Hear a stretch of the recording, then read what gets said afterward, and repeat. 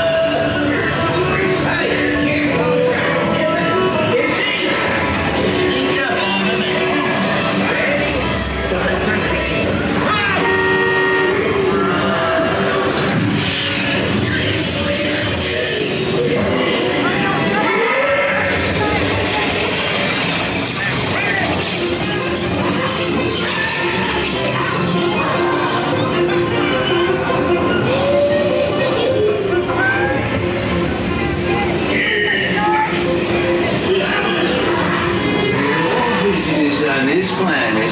Yippee!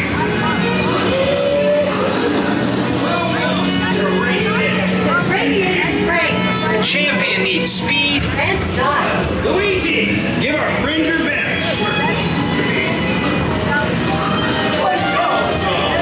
For you must only the best. Oh, yes.